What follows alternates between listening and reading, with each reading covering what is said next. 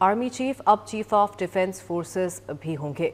ओहदे की मुद्दत 5 साल होगी। आर्मी चीफ का बतौर चीफ ऑफ डिफेंस फोर्सेस नया नोटिफिकेशन जारी होगा। नए नोटिफिकेशन के बाद आर्मी चीफ की मुद्दत दोबारा शुरू होगी। कौमी असम्बली ने आर्मी एक्ट 2025 की मंजूरी दे दी है। आर्मी चीफ पाक फौज के तमाम शोबों की रिस्ट्रक्चरिंग और इंतजाम करेंगे। वज़ीर आज़म आर्मी चीफ की सिफारिश पर कमांडर नेशनल स्ट्रैटेजिक कमांड तैनात करेंगे। कमांडर नेशनल स्ट्रैटेजिक कमांड की मुद्दत मुलाजमत 3 साल होगी। 3 साल के लिए दोबारा तैनात भी किया जा सकेगा।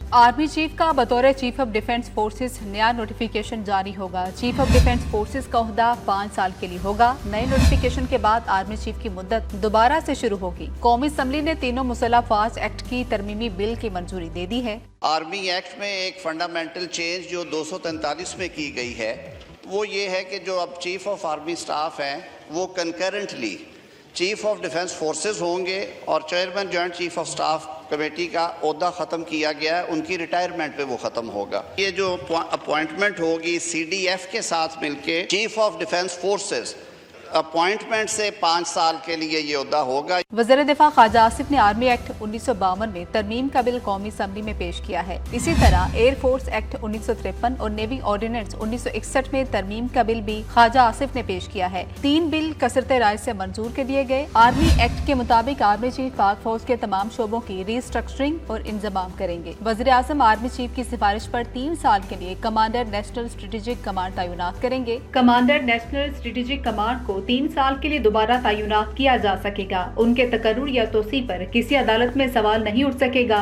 वाइस या डिप्टी आर्मी चीफ को आर्मी चीफ के इख्तियारात तजवीज़ किए जा सकेंगे। इससे पहले वफाकी काबीना ने पाकिस्तान आर्मी, एयरफोर्स और नेवी एक्ट में तरामीम की मंजूरी दी। इलामी के मुताबिक तरामीम का मकसद अफवाज पाकिस्तान से मुतल्लिक कवानीन को 27वीं तरमीम से हम आहंग करना है। कवानीन में field marshal, marshal of the air force, admiral of the fleet के ओहदे भी शामिल किए गए हैं। तरामीम के तहत चेयरमैन जॉइंट चीफ्स का ओहदा मौजूदा चेयरमैन की रिटायरमेंट के बाद खत्म हो जाएगा।